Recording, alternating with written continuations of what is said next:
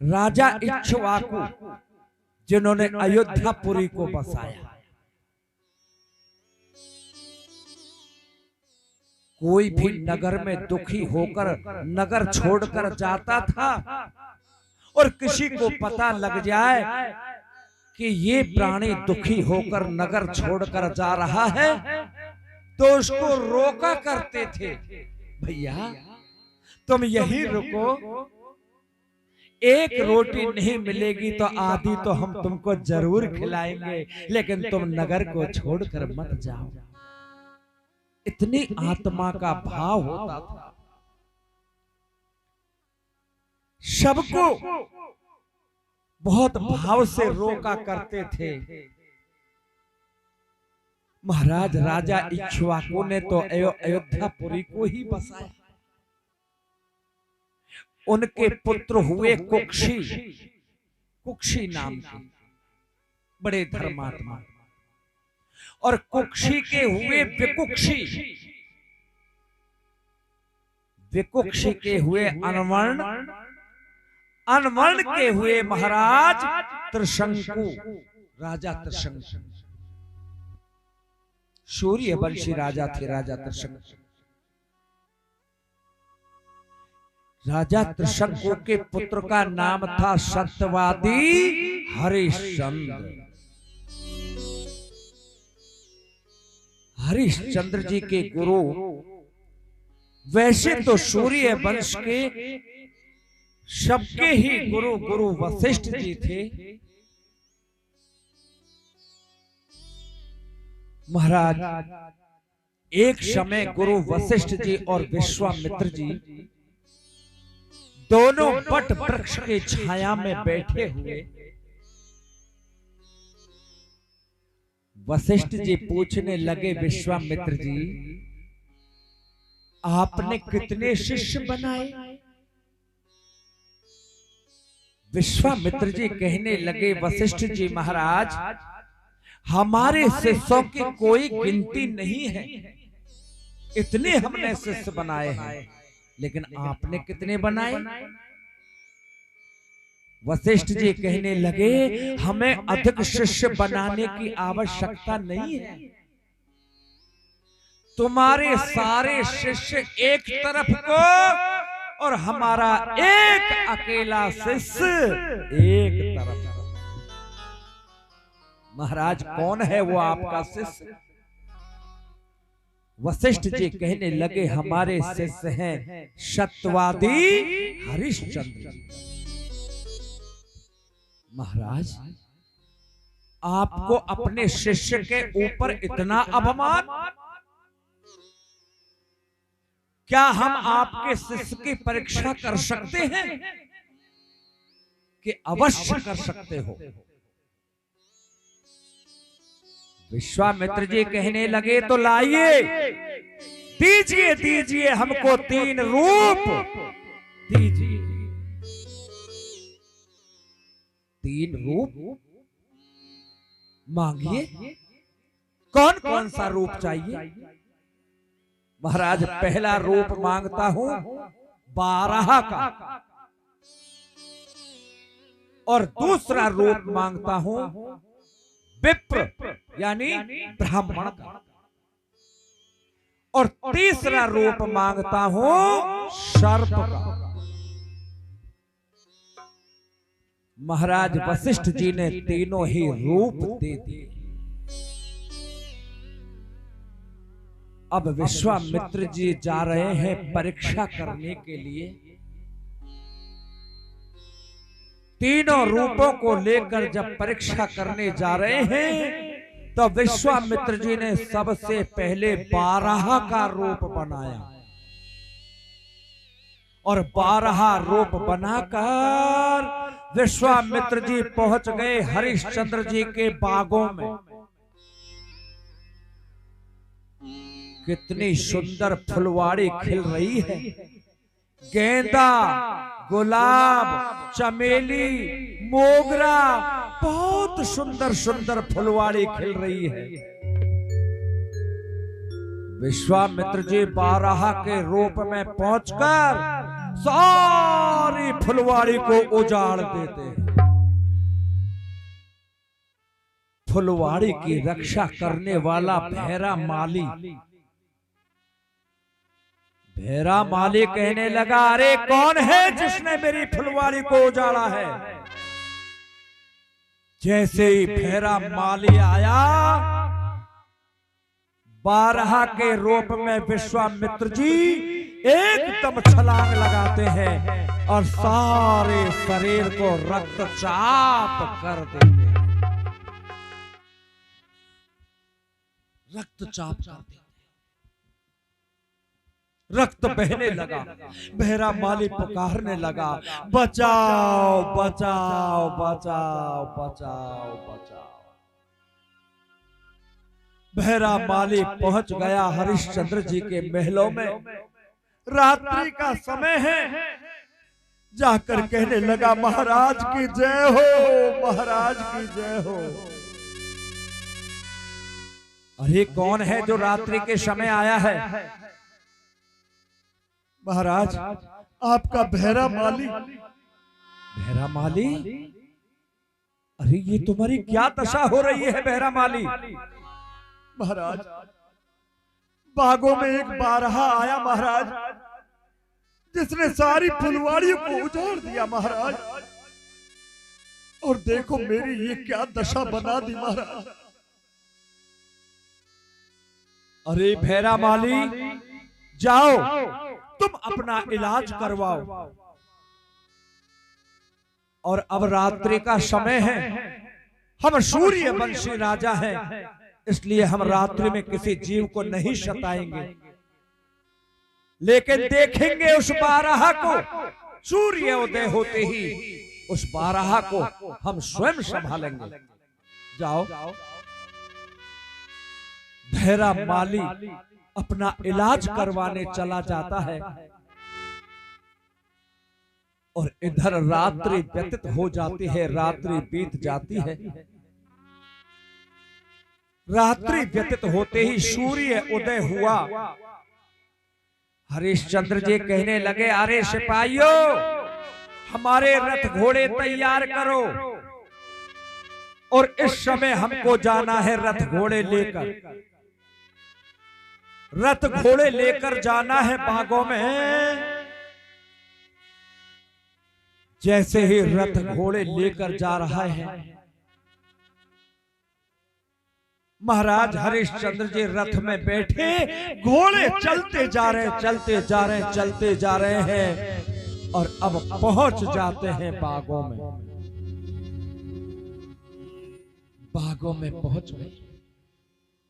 हरिश्चंद्र जी ने देखा कि सारी फुलवाड़ी उजड़ी हुई है।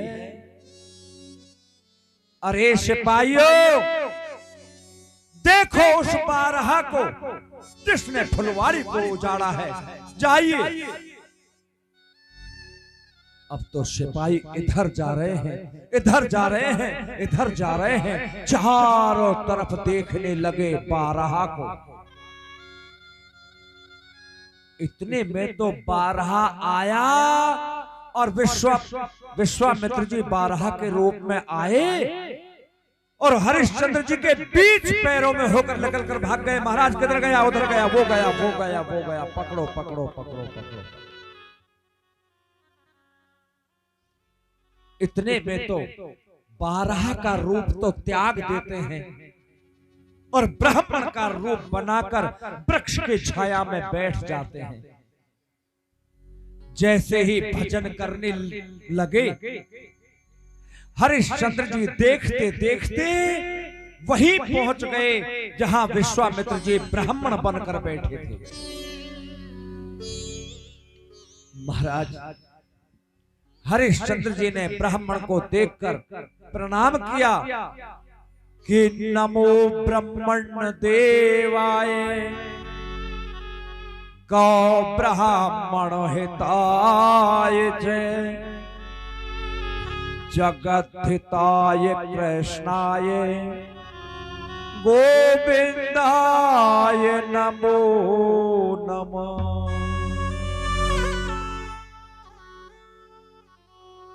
हे विप्रदेव, मैं आपको प्रणाम करता हूं। विश्वामित्र जी ब्राह्मण के रूप में कहने लगे, आयुष्मान भव राजन, आयुष्मान भव। अरे राजा हरिश्चंद्र, हमने तुम्हारा बहुत बड़ा नाम सुना है कि दानी है, धर्मात्मा है और सत्य वक्ता है। हम तुम्हारा नाम सुनकर आए हैं राजन। हम कुछ मांगने आए हैं, मिलेगा? मांगो महाराज, जो इच्छा हो सो मांगो, हम आपको देने को तैयार हैं। तो लाइए, दीजिए दीजिए राजन, और कुछ नहीं, केवल कुंजी लगाम।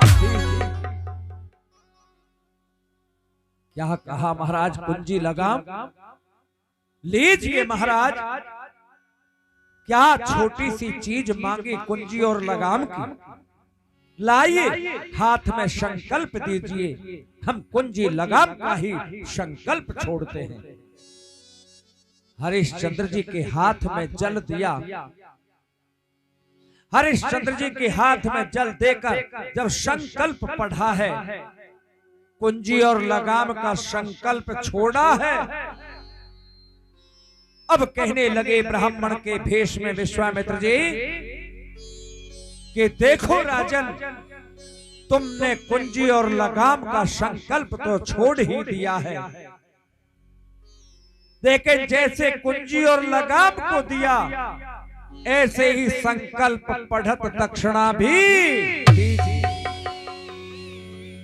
क्या कहा महाराज? कुंजी और लगाम जैसे दिया वैसे संकल्प पढ़त दक्षिणा। अरे महाराज, जैसे कुंजी और लगाम को मांगा, ऐसे ही संकल्प पढ़त दक्षिणा भी मांग। चलो तो लाइए, दीजिए दीजिए, ज्यादा कुछ नहीं, केवल 60 भार सोना दीजिए।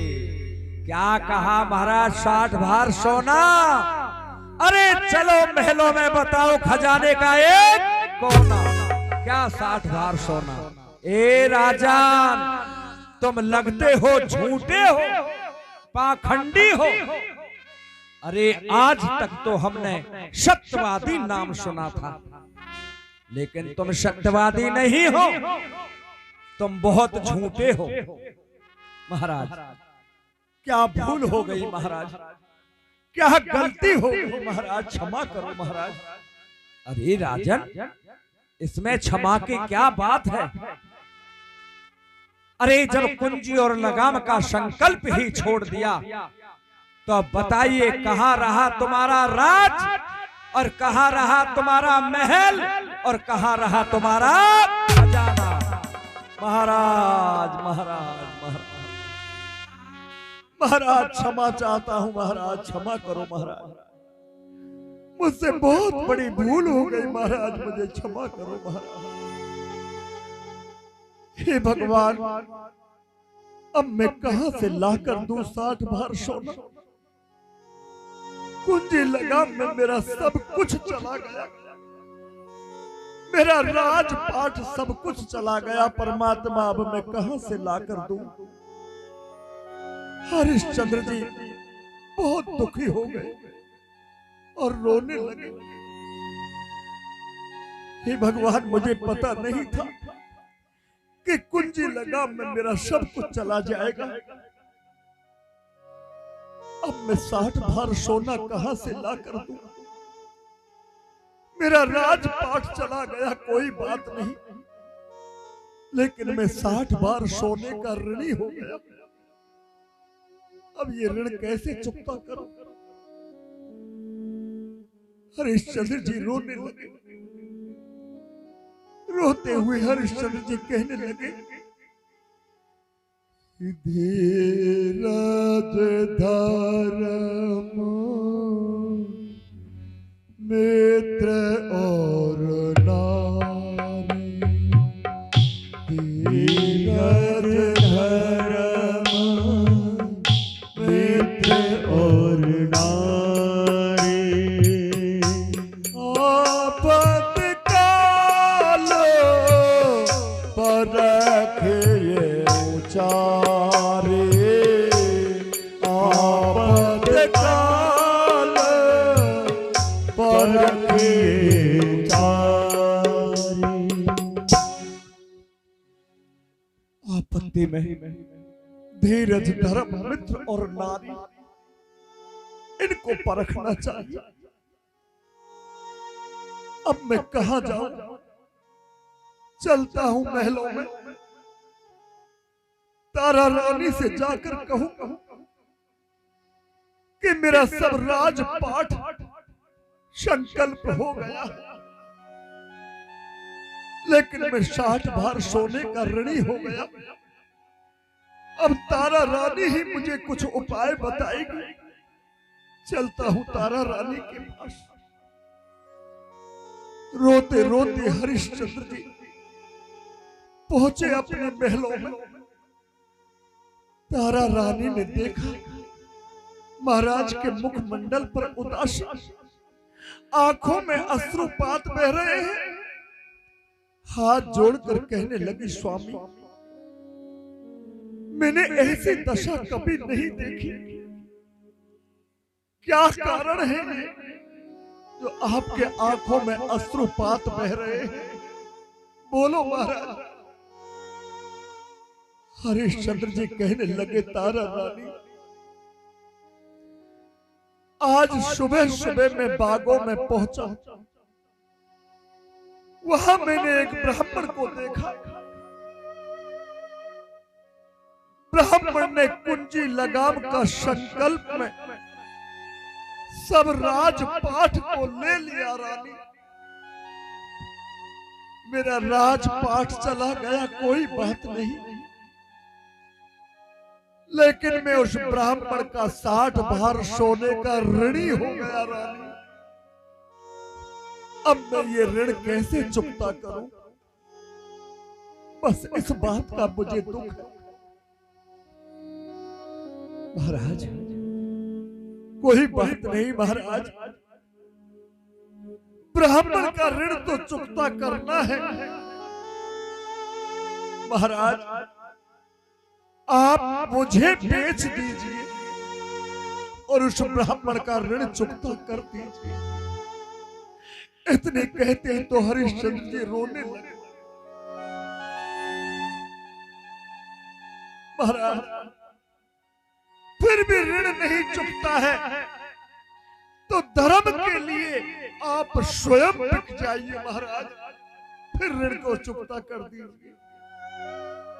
और फिर भी ऋण नहीं चुकता है तो पुत्र रोहताश को बेच दीजिए, लेकिन ब्राह्मण का ऋण चुकता कर दीजिए।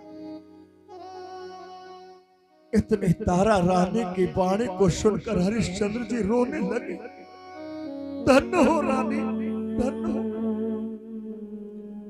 हे रानी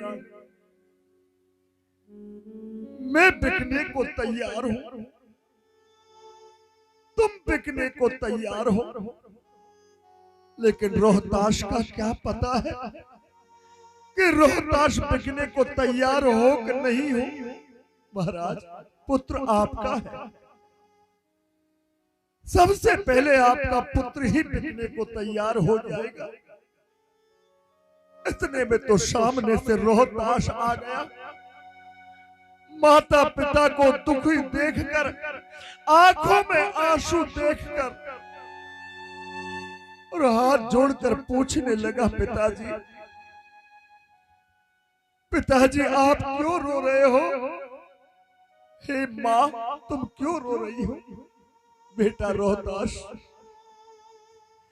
एक ब्राह्मण के 60 बार सोने के ऋणी हो गए, राजपाट सब चला गया, अब हमारे पास कुछ नहीं बचा रोहताश, लेकिन हम धर्म को कैसे बचाएं?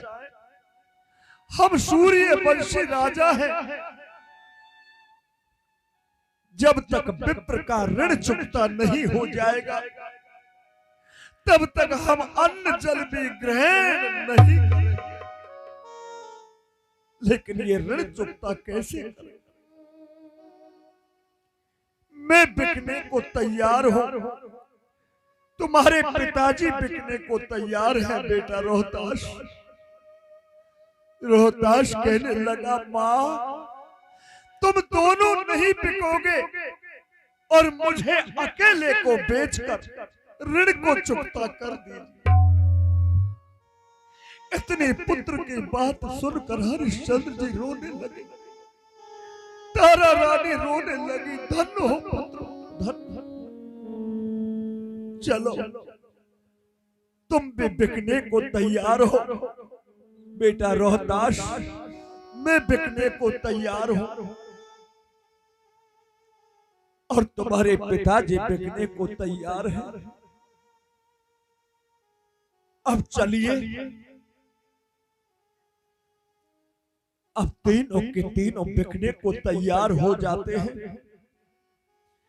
अयोध्या वासियों को पता लगा कि आज धर्म के ऊपर महाराज सत्यवादी हरिश्चंद्र जी बिकने के लिए जा रहे हैं। अयोध्या वासी जो भी सुनता है उसी के आंखों से आंसू बह निकले। हमारे सत्यवादी हरिश्चंद्र जी धर्म के ऊपर बिकने जा रहे हैं। सारे अयोध्या वासी रोने लगे हैं। हरिश्चंद्र जी कहने लगे, हम वापसी आते हैं।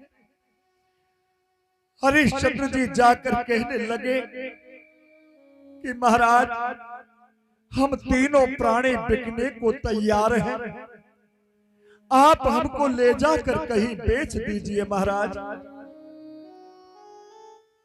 चलो, तुम तीनों प्राणी बिकने को तैयार हो? हाँ महाराज। तो चलिए, पहले तो ये बताओ राजा हरिश्चंद्र कि तुमको कहां बेचा जाए। ऐसी जगह बताओ जहां तुम्हारा राज्य न हो। महाराज, हम चक्रवर्ती राजा रहे हैं, सब जगह हमारा राज रहा है, इसलिए महाराज ऐसी जगह तो कहां बताएं जहां हमारा राज्य न हो। अब यदि बेचना ही है तो हम तीनों प्राणियों को ले जाकर काशी नगरी में बेच दीजिए महाराज। जो त्रिशूल के ऊपर भगवान भोलेनाथ ने काशी को बसाया है, वहां ले जाकर बेच दोगे तो हमारा भी कल्याण हो जाएगा। चलिए राजा हरिश्चंद्र, फिर देरी किस बात की है? चलिए, जल्दी जल्दी चलिए, लेके आइए महलों से। उसी समय हरिश्चंद्र जी महलों में जाते हैं और कहने लगे, तारा रानी, अब तक हम राजा थे, तुम रानी थी, अब हम किसी के ऋणी हो गए हैं रानी। इसलिए ये गहने वस्त्र इन सबको उतार कर रख दो और सादा वस्त्र धारण कर लो रानी, क्योंकि कर्ज हो गया और कर्जवान गहने अच्छे वस्त्र नहीं पहन सकता, इसलिए सादा वस्त्र धारण कर लो रानी। तारा रानी अपने सारे गहने वस्त्र उतार कर रख देती है। रोहताश भी राजकुमार के वस्त्रों को उतार कर रख देते हैं। हरिश्चंद्र जी राजा स्वरूप के वस्त्रों को उतार कर रख देते हैं और सादा वस्त्र धारण कर लेते हैं। सादा वस्त्र धारण करके और अब अयोध्या नगरी को प्रणाम कर रहे हैं तीनों प्राणी कि हे हमारी जन्मभूमि की मैया अब परिणाम, मैया अब परिणाम। होता जी रे राजधानी अब परिणाम, मैया अब परिणाम। होता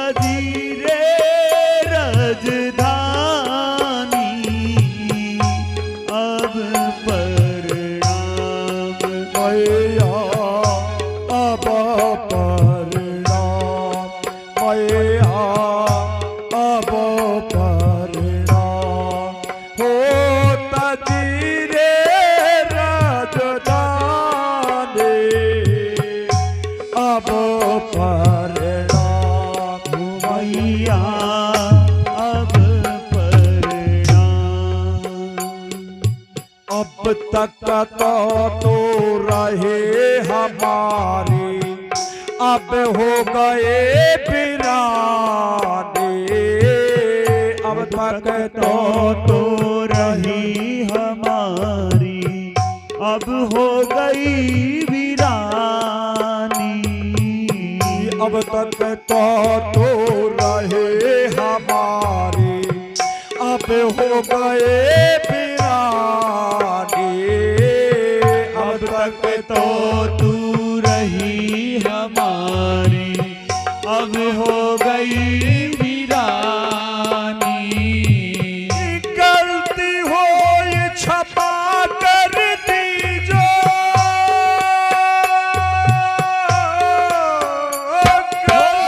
गलती हो क्षमा कर दीजो।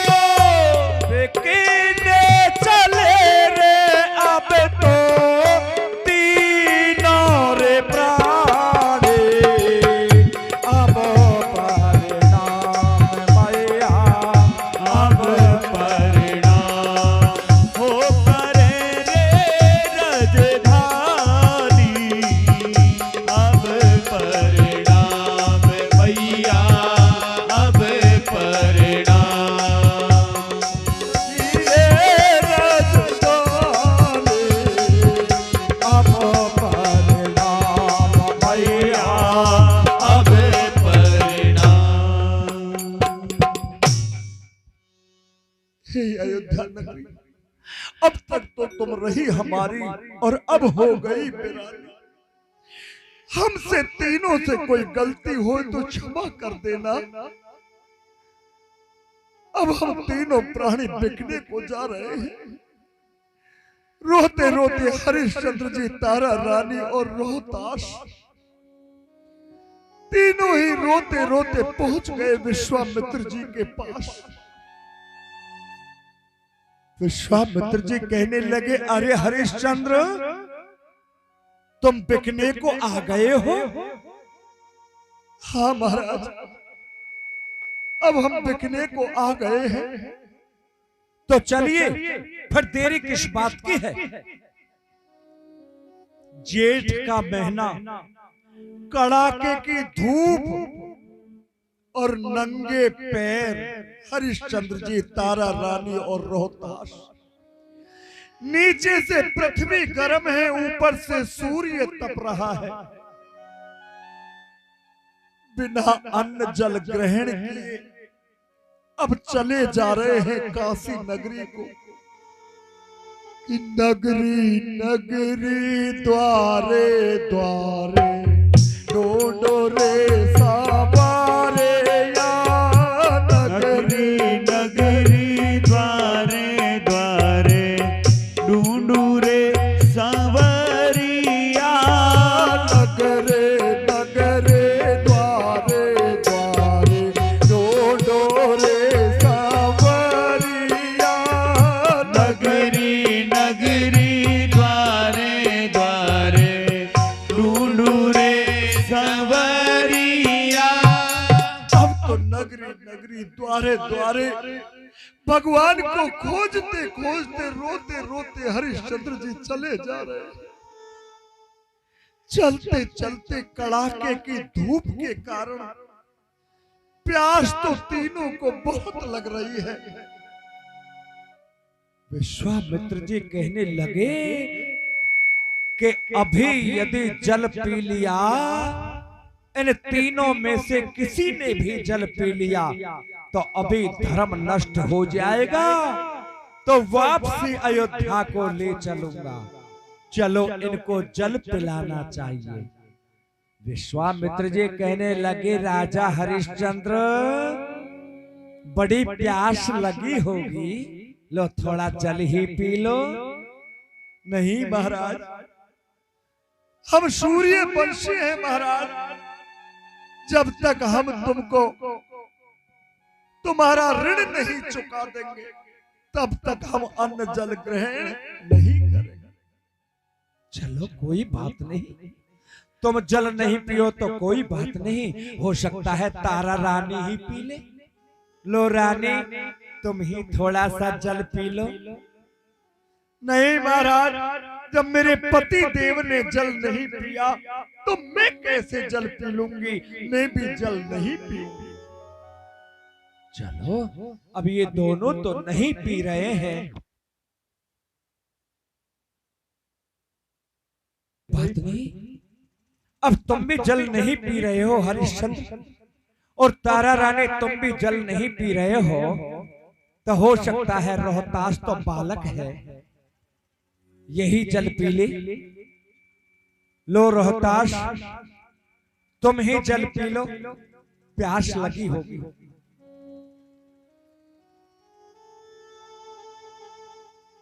अरे कन्हैया, इस समय बात बंद करो।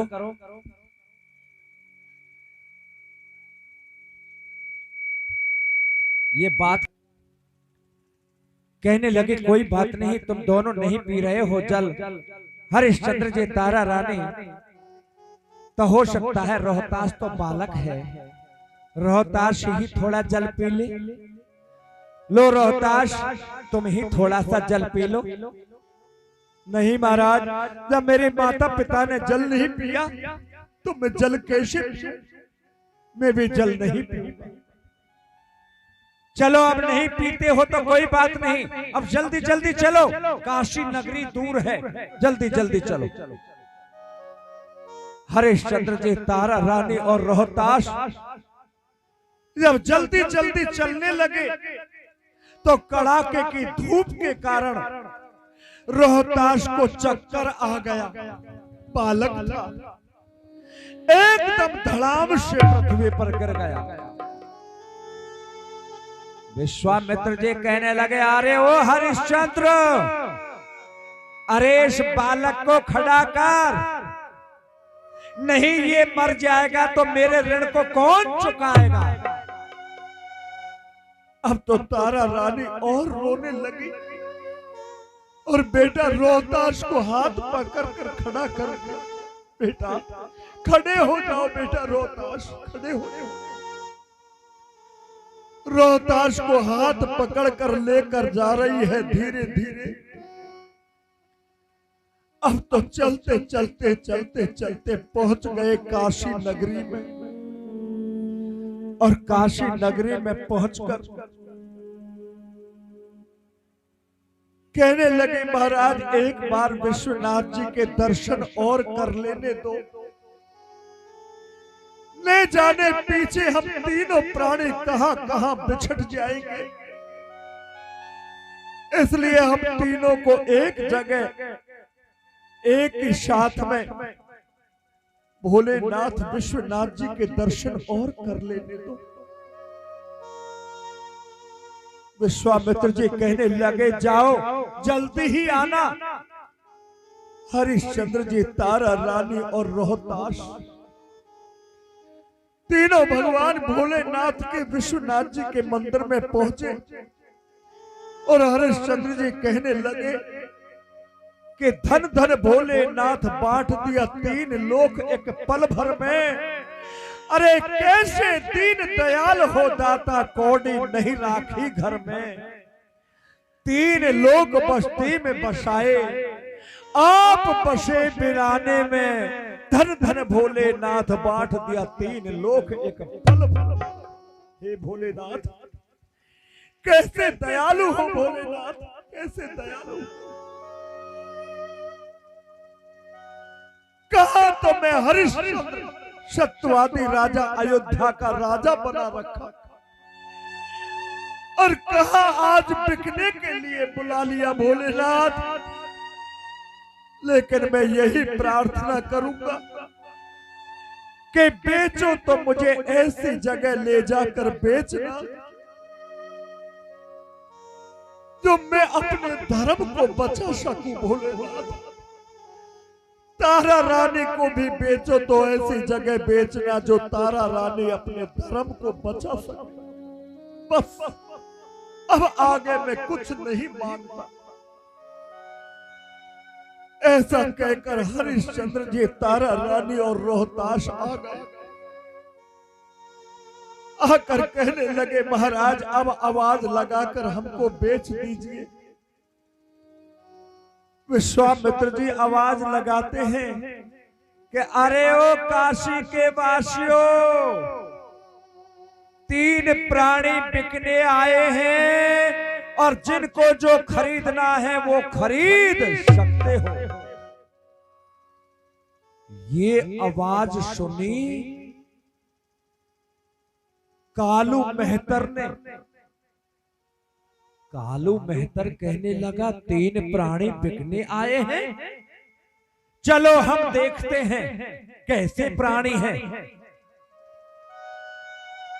अब जाकर देखा तो हरिश्चंद्र जी, तारा रानी और रोहताश तीनों खड़े हैं।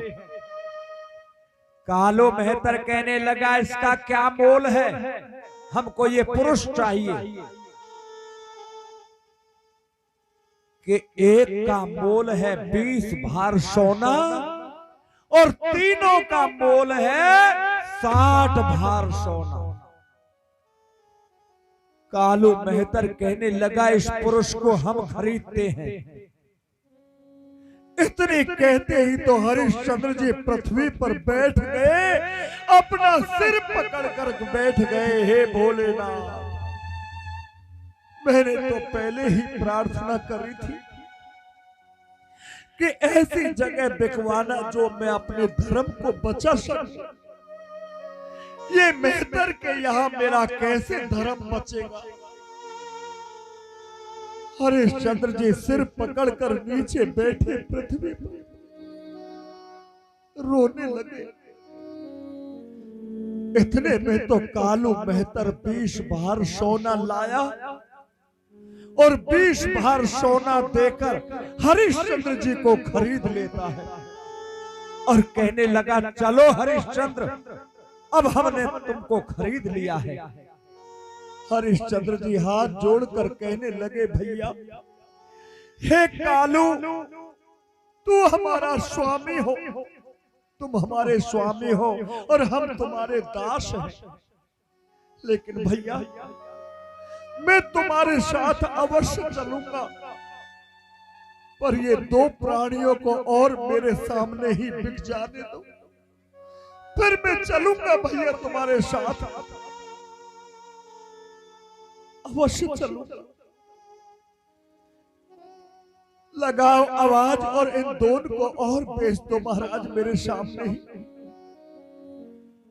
विश्वामित्र जी आवाज लगाते हैं कि अरे ओ काशी के वासियों, अब 2 प्राणी रहे हैं जिनको जो खरीदना है खरीद सकते हो। ये आवाज सुनी एक वेश्या ने। वेश्या कहने लगी 2 प्राणी बिकने आए हैं, चलो मैं जाकर देखती हूं। जैसे ही वेश्या आई कहने लगी हमको तो ये नारी चाहिए, क्या मोल है इस नारी का।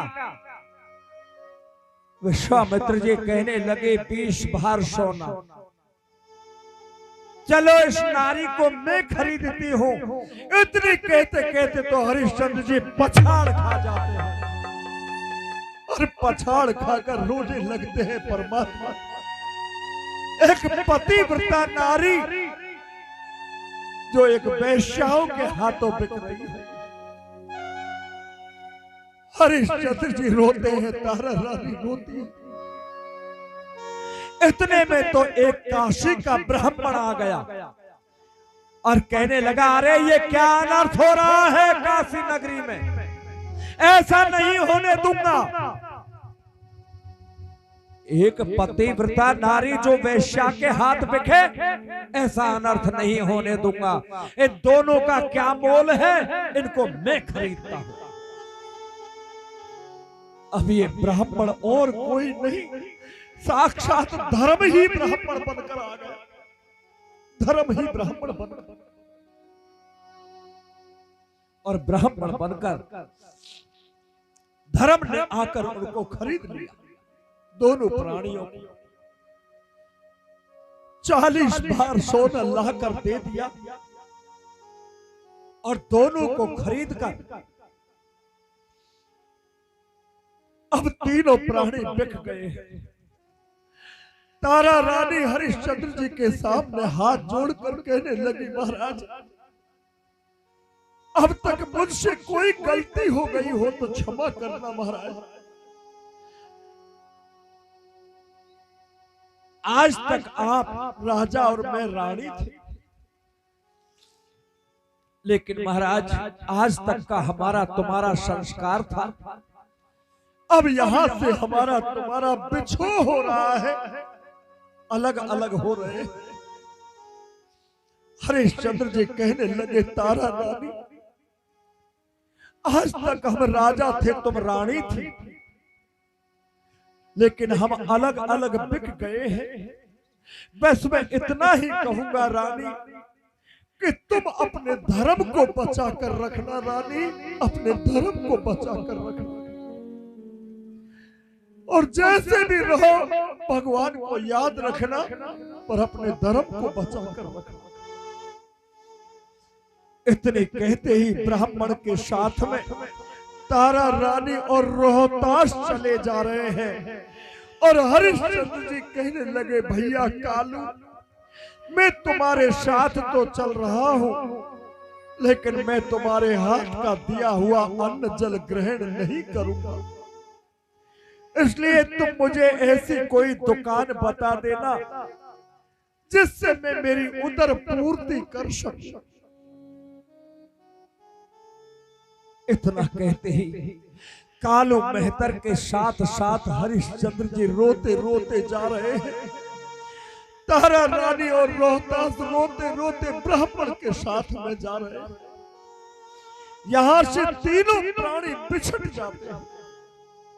हरिश्चंद्र जी तारा रानी की तरफ देखे, तारा रानी हरिश्चंद्र जी की तरफ जब तक नजर आते रहे, देखते रहे और नजर आना बंद हुआ और अलग अलग बिछड़ गए। हरिश्चंद्र जी से कालू मेहतर कहने लगा, भैया हरिश्चंद्र तुम्हारा काम है एक घड़ा जल का लाकर महलों में एक घड़ा जल भरना।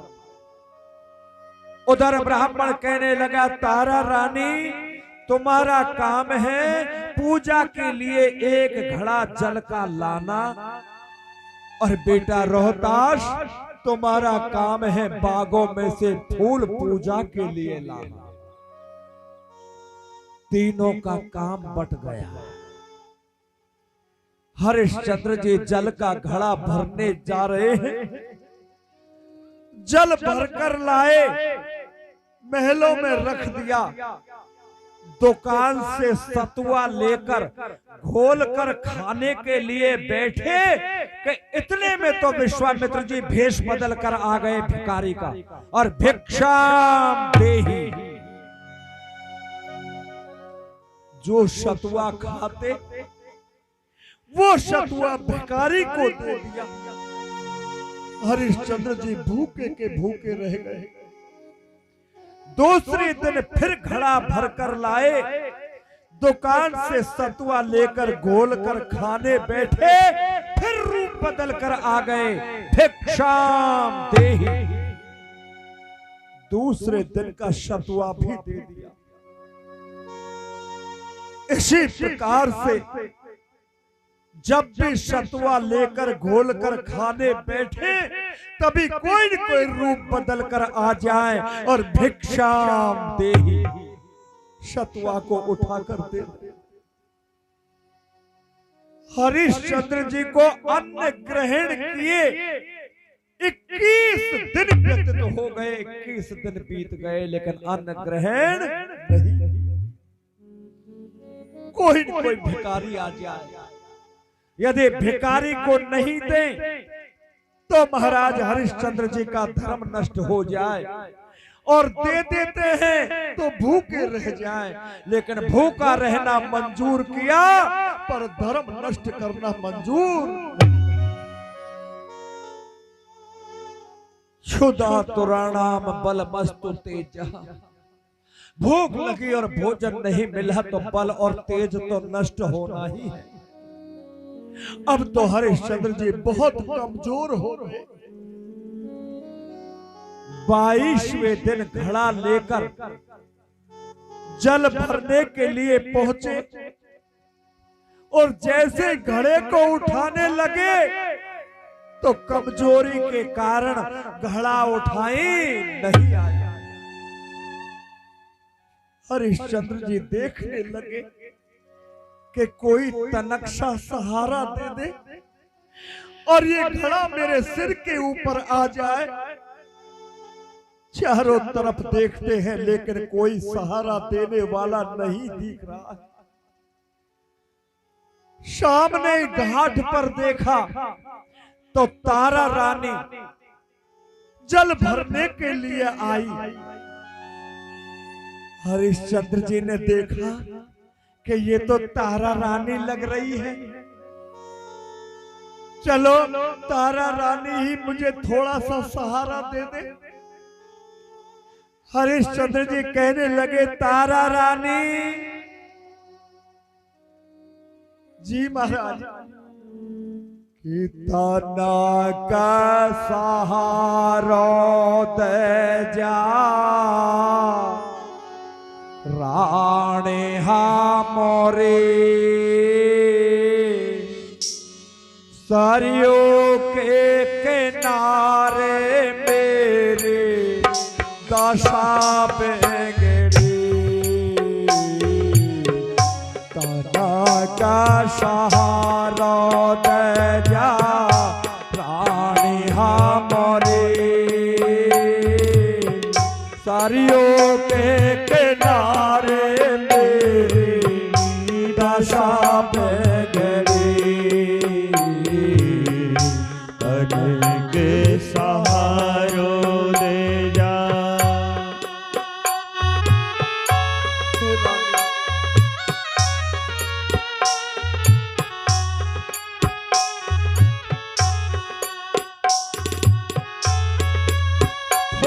सहारा दे दो रानी। लेकिन तारा रानी सहारा नहीं दे रही है। तारा रानी कहती है,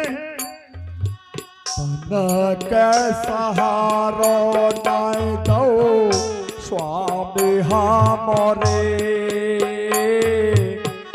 धर्म घाट जाए गो मेरो छुअत गागरे। सहारो नाय दो स्वामी हमरे धर्म घाट जाए गो मेरो छुअत गगरी। के सहारो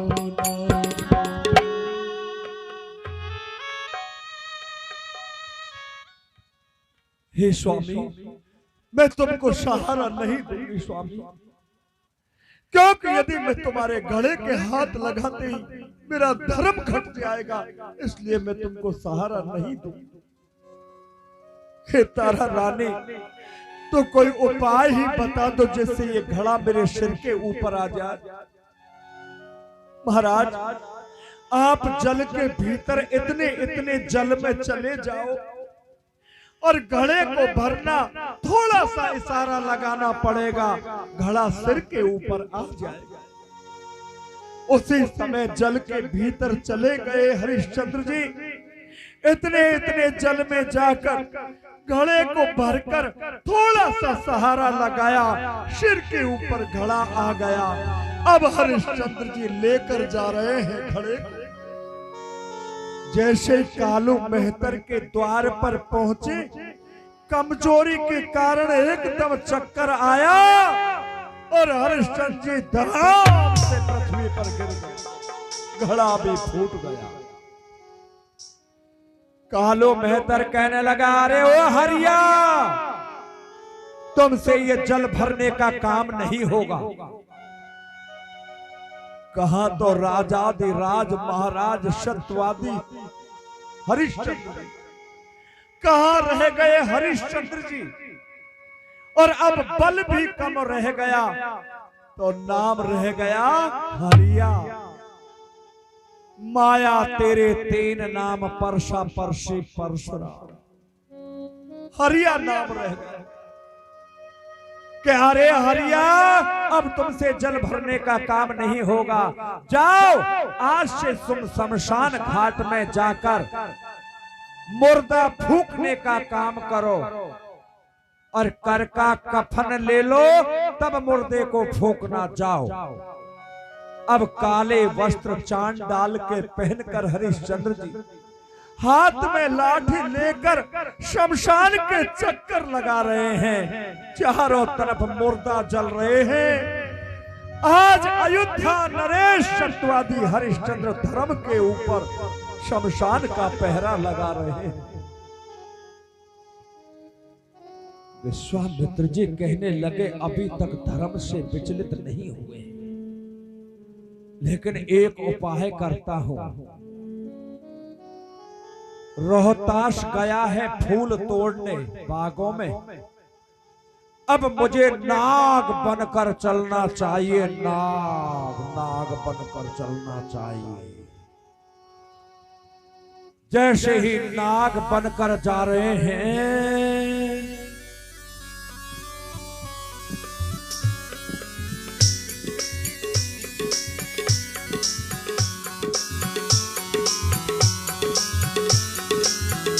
नाग बनकर चले जा रहे हैं। नाग बनकर बागों में पहुंचे और जैसे ही पहुंचते ही बागों में पहुंचते ही जहां रोहतास फूल तोड़ रहे थे, वही नाग के रूप में रोहतास को एकदम डस लेते हैं। मां मां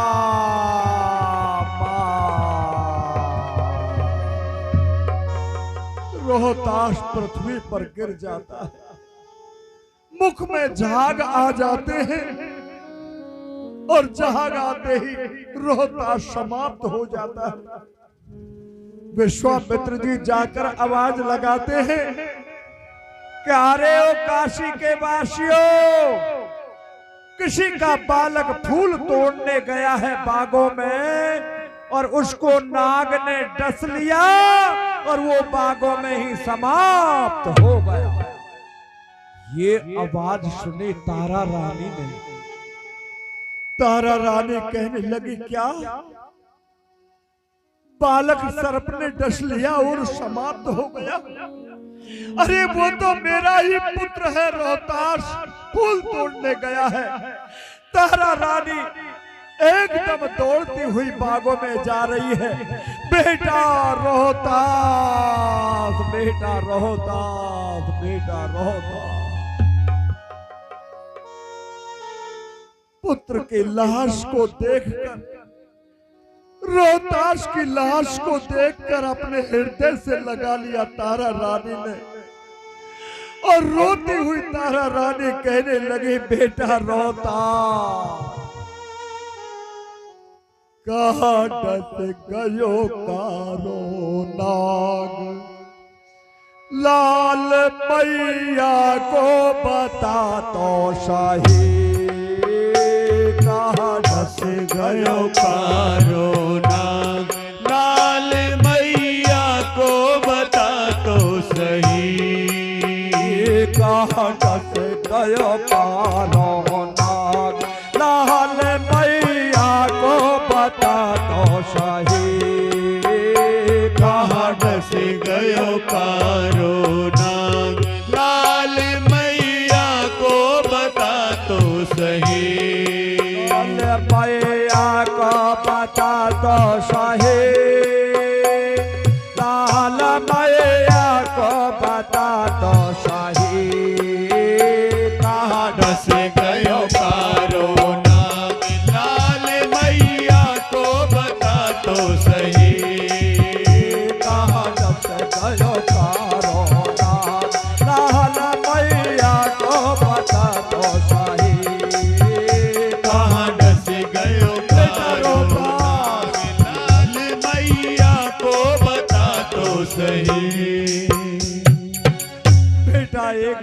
माँ कहकर बोल बेटा। रोती रोती तारा रानी पुत्र की लाश को लेकर और रोती चीखती चिल्लाती हुई चली जा रही है। शमशान घाट के द्वार पर पहुंच गई। रोती हुई विलाप करती हुई जैसे ही शमशान के घाट पर पहुंची, डसे गयो कारो रे,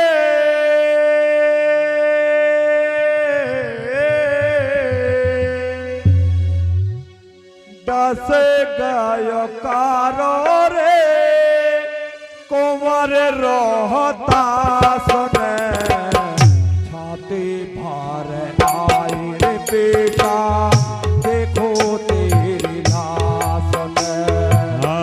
छाती भर आई बेटा, देखो तेरी लाश ने। छाती गयो कारो रे,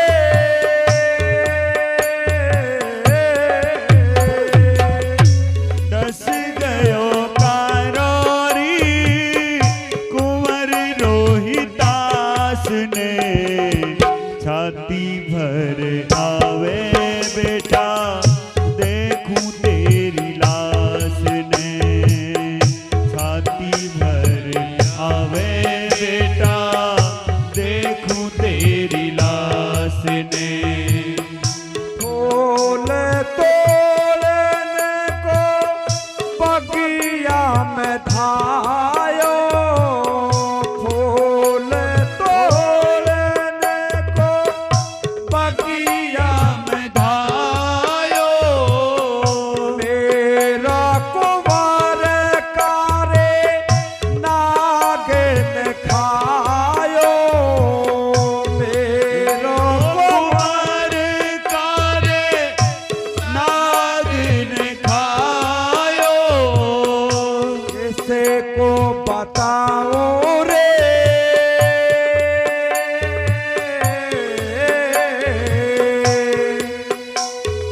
किसे को बताओ रे, कोसे रघुनाथ को छाती भार आई रे बेटा, देखो तेरी लाश को। छाती भर आई बेटा, देखूं तेरी लाश को। छाती भर आई रे बेटा, देखूं तेरी लाश को। दसे गयो कारो रे, कुंवर रोहदास को छाती भार आवे रे बेरा, देखो तेरी लाश को। छाती भर आए बेटा, देखो तेरी लाश को। बेटा बेटा रोहतास, इतनी माँ की रोती हुई आवाज को, तारा रानी की रोती हुई आवाज को जब सुना, हरिश्चंद्र जी ने शमशान में, तो हरिश्चंद्र जी कहने लगे, अरे कौन है जो रात्रि के समय मुर्दा को लेकर आया है? इस समय कोई मुर्दा नहीं फूकेगा। तारा रानी ने देखा कि ये तो महाराज की आवाज है, महाराज की आवाज है। उसी समय लाश को लेकर भीतर शमशान में पहुंच गई तारा रानी, और हरिश्चंद्र जी के सामने जैसे पुत्र की लाश को रखा, हरिश्चंद्र जी पुत्र की लाश को नहीं देख सके, एकदम रोने लगे। हे परमात्मा, मैंने ऐसा क्या बुरा किया जो आज पुत्र की लाश को मैं मेरे सामने देख रहा हूं? मैंने ऐसा क्या बुरा किया? रोने लगी। तारा रानी कहने लगी, महाराज अब इस मुर्दा को फूंक दीजिए। महाराज सुनो तारा रानी, हम मुर्दा को नहीं फूंकेंगे। क्यों महाराज, पुत्र तो आपका ही है। नहीं तारा रानी, उस दिन को याद करो रानी, जिस समय मेरे से जल का घड़ा उठाई नहीं आया, तब मैंने कहा तारा रानी तनक सा सहारा दे दो। तो तुमने कहा कि मेरा धर्म नष्ट हो जाएगा घड़े के हाथ लगाते ही। आज यदि बिना कफन लिए मैं मुर्दा को फूंक दूंगा तो मेरा भी धर्म नष्ट हो जाएगा। महाराज, तो जैसे मैंने आपको उपाय बताया ऐसे ही आप मुझे उपाय बता दीजिए। सुनो तारा रानी, तुम अपने चीर को फाड़कर आधा चीर का कफन बना दो और आधे चीर से अपने सिर को ढक लो। उसी समय तारा रानी ने अपने चीर को फाड़कर पुत्र की लाश को कफन उड़ा दिया। तारा रानी पुत्र की लाश को उड़ाकर और रोते चीखते चिल्लाती हुई देवी जी के मन में जाकर बेहोश हो जाती। देवी के मन में बेहोश हो गई। इधर हरिश्चंद्र जी पुत्र की लाश का संस्कार करते हैं। ऐसा कौन कठोर पिता होगा जो अपने पुत्र की लाश को अग्नि संस्कार करेगा? कौन कठोर पिता होगा? आज हरिश्चंद्र जी अपने पुत्र की लाश को फूंक रहे हैं। इधर विश्वामित्र जी कहने लगे, अभी तक धर्म से विचलित नहीं हुए, अभी धर्म से विचलित नहीं हुए। चलो एक उपाय तो और भी करता हूं। उसी समय विश्वामित्र जी रक्त लेकर गए, खून रक्त लेके गए और बेहोश तारा रानी के मुख के ऊपर रक्त लगा दिया और रक्त की सनी हुई तलवार बगल में रखकर और विश्वामित्र जी आकर आवाज लगाते हैं कि अरे ओ काशी के वासियों, अरे नगर में एक डाकिन आई है और वो डाकिन ने जाने कितने लालों को खा गई।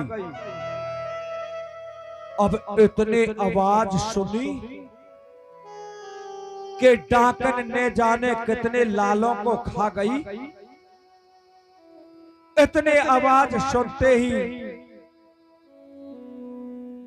और कहने लगे, काशी के नगरवासी कहने लगी, अरे ओ भैया कालू, कोई डाकन आई है और वो देवी के मन में है और न जाने कितने लालों को खा गई।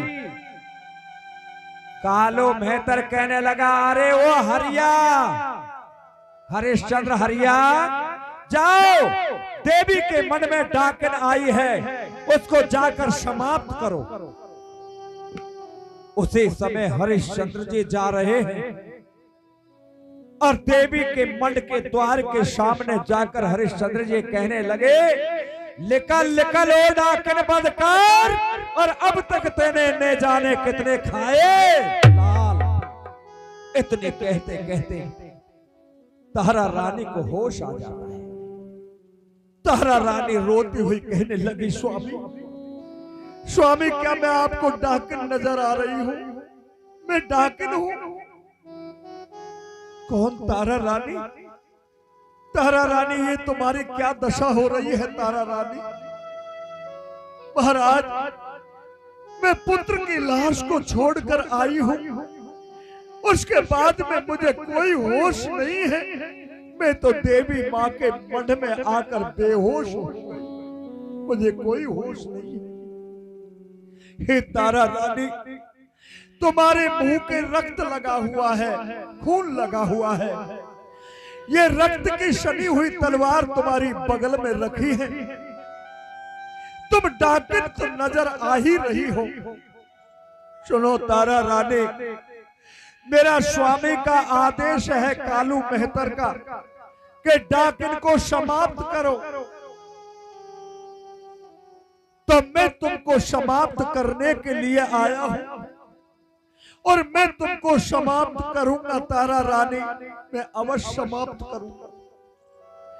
यदि मैं समाप्त नहीं करता हूं तो मेरा धर्म नष्ट हो जाए, और मैं प्रहार करके तुमको समाप्त करता हूं तो भी मेरा धर्म नष्ट हो जाए। हे परमात्मा, अब मैं क्या करूं, धर्म कैसे बचाऊं? तारा रानी कहने लगी, महाराज महाराज, आपके हाथों से मैं समाप्त हो जाऊं तो भी मेरा कल्याण हो जाएगा। अब मुझसे अधिक दुख सहन नहीं होगा, मुझे समाप्त ही कर दीजिए। तो सुनो तारा रानी, तुम मेरे नेत्रों पर पट्टी बांधो तारा रानी, जिससे मैं तुम्हारे ऊपर तलवार चला सकूं। तारा रानी ने हरिश्चंद्र जी के नेत्रों पर पट्टी बांधी और हरिश्चंद्र जी कहने लगे, तारा रानी, अब तुमको समाप्त तो होना ही है, पर एक बार मैं और तुमको देखना चाहता हूं। एक बार फिर पट्टी खोल दो जिससे मैं तुमको देख लूं। पर तुम नहीं मिलोगी, तुम समाप्त हो जाओगी। तारा रानी पट्टी खोलकर फिर देखा, उधर तारा रानी रो रही है, उधर हरिश्चंद्र जी। फिर नेत्रों के पट्टी बांधी और कहा, अब तुम भगवान का ध्यान कर लो तारा रानी, भगवान का ध्यान कर लो। हरिश्चंद्र जी अब तलवार हाथ में लेकर कहने लगे, 1 2 और 3 कहते कहते तो भगवान ने हाथ पकड़ लिया। बोलो विष्णु भगवान की जय, बोलो विष्णु भगवान की जय। हरिश्चंद्र जी कहने लगे, कौन है जो मेरे इस हाथ को पकड़ रहा है, छोड़ो मेरे इस हाथ को। भगवान कहने लगे, राजा हरिश्चंद्र, अपने नेत्रों से पट्टी खोलो। राजा हरिश्चंद्र, अपने नेत्रों से पट्टी खोलो और सामने ही देखो कौन है जो तुम्हारा हाथ पकड़ रहा है। नेत्रों से पट्टी खोलकर देखा तो चतुर्भुजी भगवान खड़े हैं सामने। बोलो चतुर्भुजी भगवान की जय। महाराज, आपने ये क्या किया मेरे साथ? अरे राजा हरिश्चंद्र, ये तो तुम्हारी परीक्षा थी, ये तो केवल परीक्षा थी राजा हरिश्चंद्र। ये परीक्षा, ऐसी परीक्षा, सुनो महाराज, जैसी परीक्षा आपने मेरी ली है, ऐसी परीक्षा और किसी की मत ले लेना, और नहीं तो संसार तुम्हारा नाम लेना छोड़ देगा। कोई तुम्हारा नाम नहीं नहीं। इसलिए भगवान कहने लगे, राजा हरिश्चंद्र, जब तक सूरज और चांद रहेगा सत्यवादी तुम्हारा नाम रहेगा। और जाओ राजा हरिश्चंद्र, तुम अपने पुत्र को आवाज लगाओ। महाराज, पुत्र की तो मेरे हाथों से अंत्येष्टि हो चुकी है। नहीं राजा हरिश्चंद्र, ये तो केवल तुम्हारी परीक्षा थी, अब आवाज लगाओ। जैसे ही आवाज लगाई, सामने से रोहताश आता हुआ दिखाई दिया। तारा रानी, हरिश्चंद्र जी, रोहताश पुनः भगवान ने अयोध्या को भेज दिए। बोलो भक्तवत्सल भगवान की। हरिश्चंद्र जी रोहताश को राजगद्दी देकर और भगवान के भजन करने के लिए चले गए। कहते हैं कि सात मत छोड़े सूरमा, सात छोड़ा पत जाए, सत की बाती लाक्ष में फिर मिलेगी बोलिए भक्तवत्सल भगवान की।